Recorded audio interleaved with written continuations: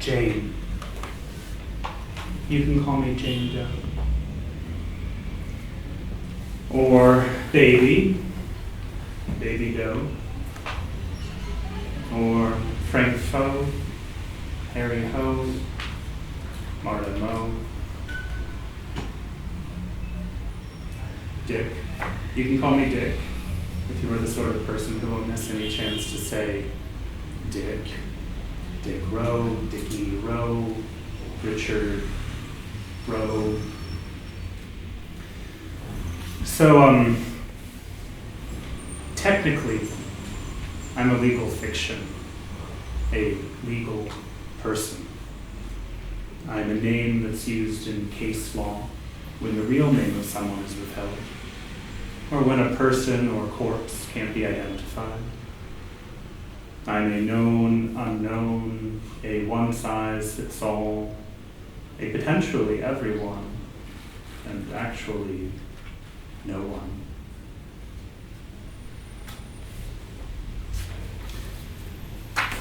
A legal person is not the same as a human person. A human person can hide inside a legal person. You can hide inside me. But so can nation states, municipalities, corporations. Unthinking matter, touched by the hand of the law, can be given the semblance of life. A legal person is a peculiar person. In the United States, it's not a citizen, nor does it enjoy the full constitutional rights of one. It does not have a Fifth Amendment right against self-incrimination.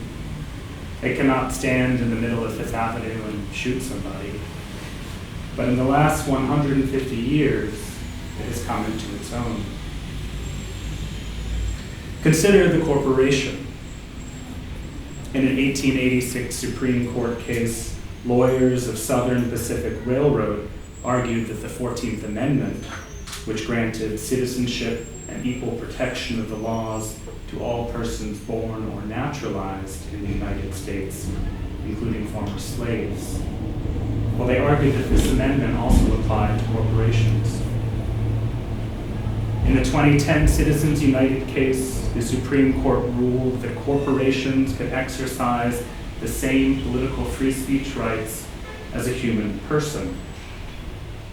While they can't make direct contributions to political campaigns, they're allowed to spend unlimited sums on political advertising and related activities. During the case, Justice Elena Kagan expressed concern that corporations should enjoy the full extent of a citizen's free speech rights. Few of us are only our economic interests, she wrote. We have beliefs. We have convictions.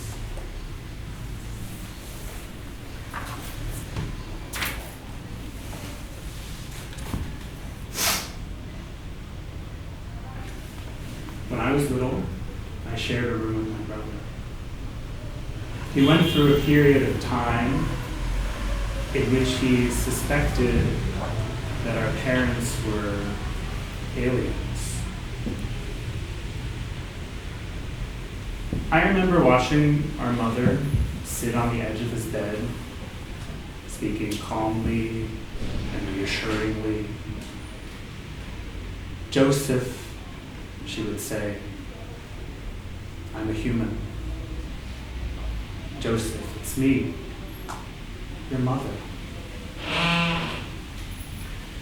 I was never sure where my brother was going with this. She was an alien, so would eat his brains. She was an alien inclined to probe his helpless, sleeping body. She was an alien, and as he was her son, he must be an alien. There's a story from ancient Greece about a famous athlete named Theagenes who lived on the island of Phasos. When he died, a bronze statue was made in his honor. Each night, a former competitor would whip the statue, as if believing that he were whipping Theagenes himself. Eventually, the statue fell over and crushed him. The competitor's sons prosecuted the statue for murder. It was convicted and cast into the sea. From here, things take an interesting turn. Thasos became unfruitful. No remedy could be found. Finally, the oracle told the islanders to bring back their exiles, including the statue of Theagenes. Some fishermen caught it and dragged it ashore, and as soon as it returned to its rightful place, the land fruited once more.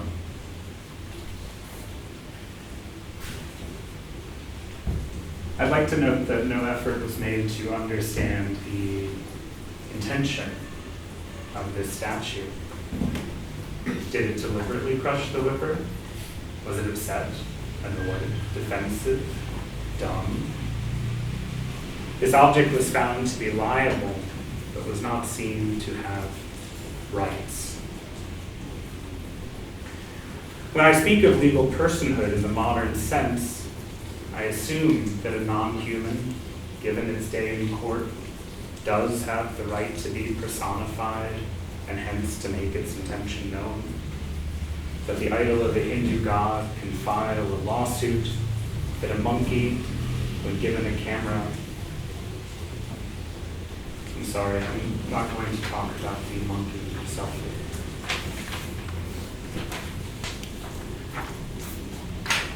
For all the capaciousness of legal personhood, many are still waiting in the wings. In 2017, New Zealand finally granted this status to a river that the Maori tribe of Wanganui considers a living being. The fact that this was the longest running litigation in the country's history speaks to how difficult it is for legal systems to absorb competing worldviews, as the Maori conception of the universe, the oneness of humans, mountains, rivers, and seas, is at odds with the law's reliance on particular persons. How to circumscribe a natural thing to confer legal personhood upon it? Does one speak of the river in its entirety, the portion that coincides with tribal lands, of the hydrologic cycle and its role in nature as a whole? How, for that matter, am I delineated in the eyes of the law? And by I guess I also mean you. Am I your name in the brief? The sum total of your microorganisms?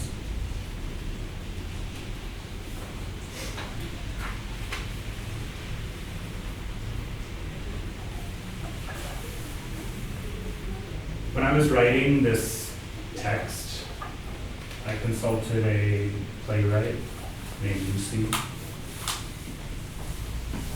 Lucy used to keep diaries, especially in her teenage years. And every once in a while, she'd reread past entries to glimpse the human she had grown beyond. Upon rereading one entry, Lucy was so embarrassed by the naivete of her former self that in the margin she wrote UGH. That's U-G-H, all capitals. It was a sign to her future biographer that she also knew how stupid the entry was.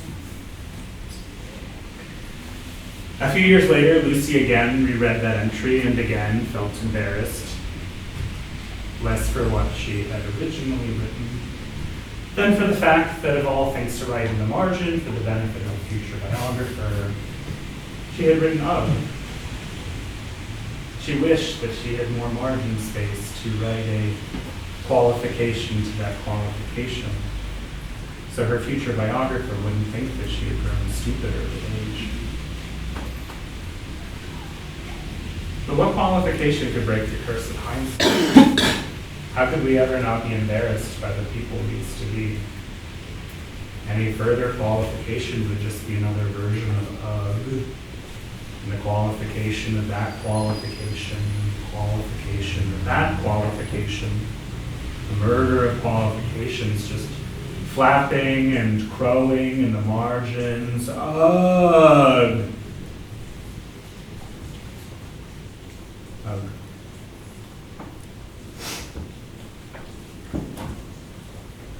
I should have no objection to a repetition of the same life from its beginning, only asking the advantage authors have in the second edition to correct some faults of the first. I meant only for revision, suggestion, and general condemnation. I undertake to offer myself for blame, contempt, and refusal. I hobble on my knees, asking to be raised and educated. I'm ashamed of myself and been sent out into the world only to be whipped. Promise you'll send me back with welts on my body.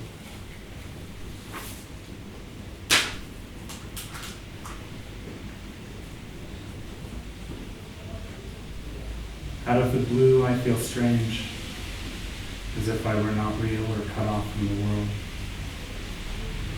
What I see looks flat or lifeless. The parts of my body seem as if they don't belong to me. My favorite activities are no longer enjoyable.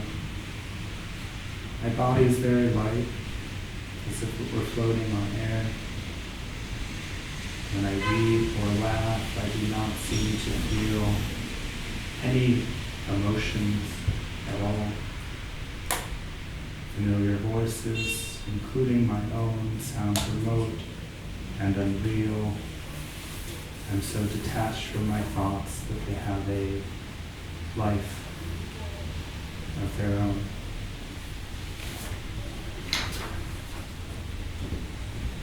She was uncertain as to whether she really existed, whether she meant this literally. Her feet actually touched the ground. When, in a carpeted apartment, she anxiously looked around for a piece of uncovered floor so she could hear the clattering of her shoes. Otherwise, the doubt of her reality became unbearable.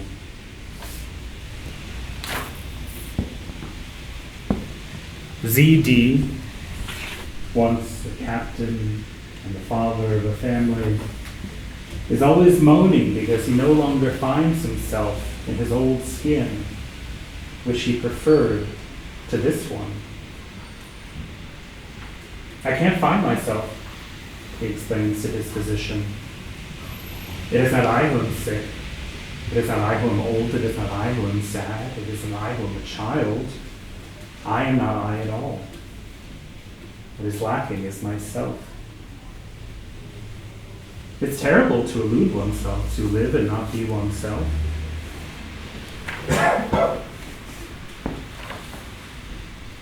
I'm alive, and you are dead.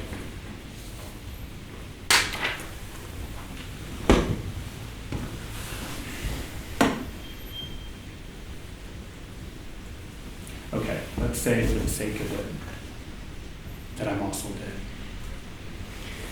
And that sometime after my death, I'm resurrected for the last judgment. When everyone, even a legal person like me, comes under divine scrutiny. Well, what then? How will I look? How much of me will there be? These questions, vain though they might appear, once had the utmost importance. Medieval theologians believed that each individual possessed a core of flesh which would persist after resurrection and thus guarantee the continuity of the self. The challenge was in its delineation. Does this core come from matter passed on by parents, by what the body gets from food? Considerable thought was given to the Lord's claim that not a hair from your head shall perish, which seemed to imply that each discarded strand of hair would reattach to its former follicle. Could the same be said of these nose hairs and toenails and atypical moles removed over the course of a life? Are we doomed to be resurrected as monsters, shaggy, beclawed, and despotic? No, promised Peter Lombard. Nothing shall be unseemly. If a statue is ground down and restored from dust, each speck needn't return to its previous place to sculpt the form anew. In a similar manner, our discarded hair and nails and moles can be liberally employed to make a pleasing afterlife body.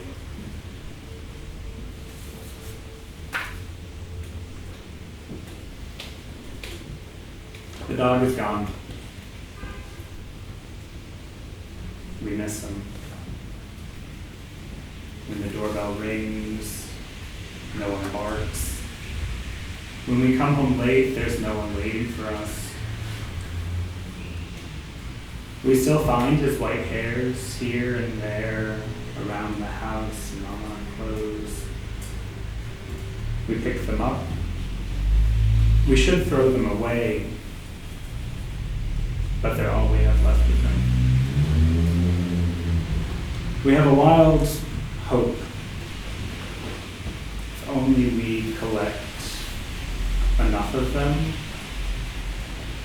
we'll be able to put the dog back together again.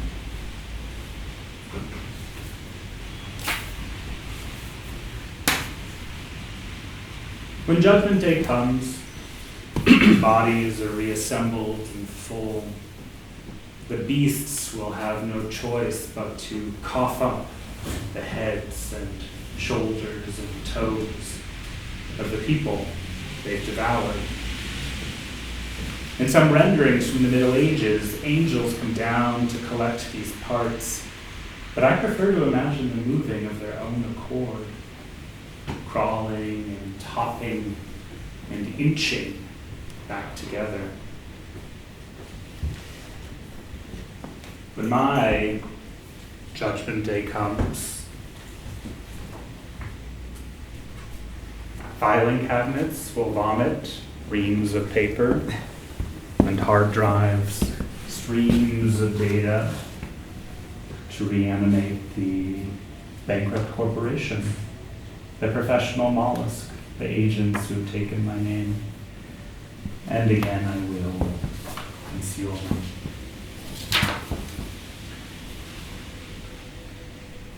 Did bureaucracy exist in medieval times? The theologians seem to believe that limbs scattered throughout the world would know which bodies to reattach to. Perhaps the angels had a census drawn for expediting this process. No matter the protocol, one point was beyond dispute. To be resurrected for Judgment Day at the age of 33, the same as Christ when he died.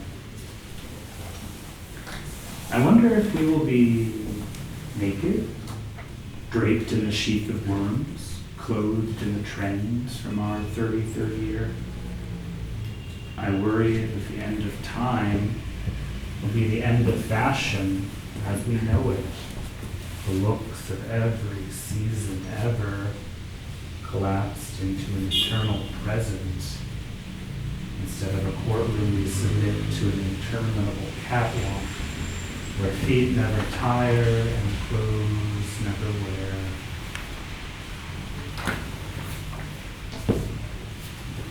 It's reassuring to think that no matter how broke my body is at the time of my death, I'll be resurrected as my 33-year-old self.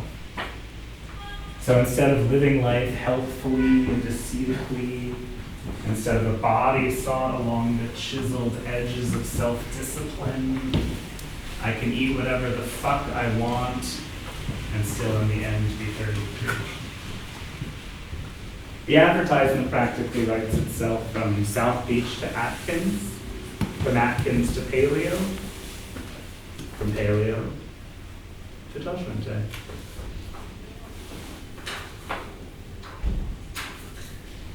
A kidney donor was dismayed to learn that the recipient went back to work soon after the operation. "He's being unfair to me," the donor complained. "It's my kidney. That's me in there."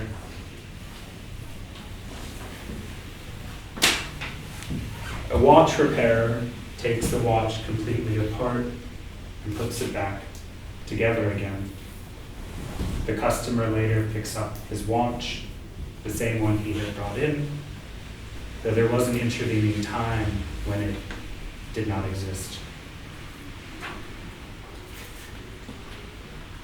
Why are you surprised by the shells, come masks, come puppets, come persons fashioned by your law? Why do you assume that your personhood is stable when you are many faints, microbes, beliefs, and when so many of you have lost or never possessed the rights of the human person? You people are just as peculiar as me.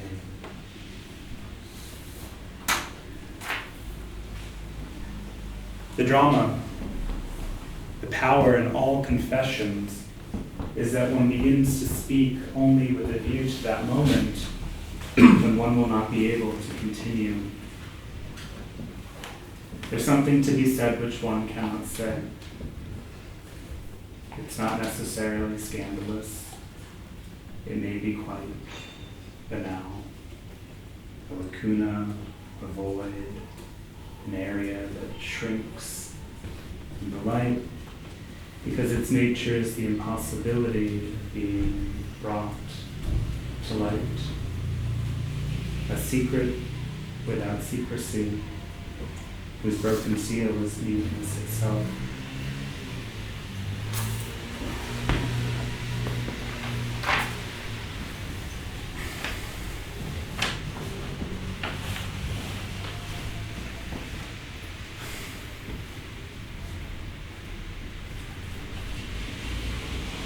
This is an era of uncertainty. There's too much noise and too little time to determine truthiness, let alone truthfulness. Instead, you suspend disbelief.